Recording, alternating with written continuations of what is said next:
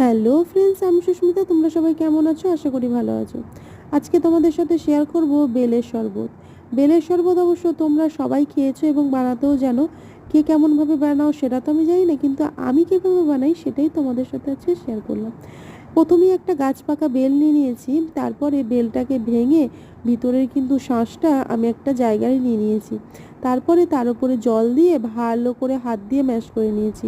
দেখো আমি যেভাবে করছি এরকম করে হাত দিয়ে ম্যাশ করে নিলে দেখবে এক সময়ে বীজগুলো ঠিক হাতে চলে এসছে। দিয়ে বীজগুলো তোমাদের ফেলে দিতে হবে। অনেকে কিন্তু দেখেছি ছাঁকনি দিয়েও ফেলে, কিন্তু আমার মতে বলে ছাঁকনি দিয়ে ফেললে বীজের সাথে সাথে বেলের অনেকটা শাঁস বেরিয়ে যায়। তাই আমি ছাঁকনি দিয়ে না, হাত দিয়ে যতটা পারি করি।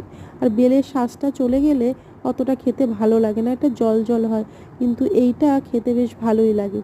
তারপরে দিয়ে দিয়েছিলাম চিনি, নুন, আর দিয়েছিলাম বিট নুন। দুই রকমের নুন দিয়েছি আমি, সাদা নুন এবং বিট নুন দুটোই ব্যবহার করেছি। তোমরা চাইলে একটাও ব্যবহার করতে পারো। তারপরে ভালো করে ঘেটে নিয়েছিলাম। তারপরে দেখো দিয়ে দিয়েছিলাম বরফ। তোমরা চাইলে লেবু পাতা বা লেবুও দিতে পারো, আমি অবশ্য লেবুর পাতা বা লেবু দিইনি, তোমরা চাইলে দিতেই পারো। ব্যাস রেডি হয়ে গেছে। ভিডিওটা কেমন লাগলো জানিও।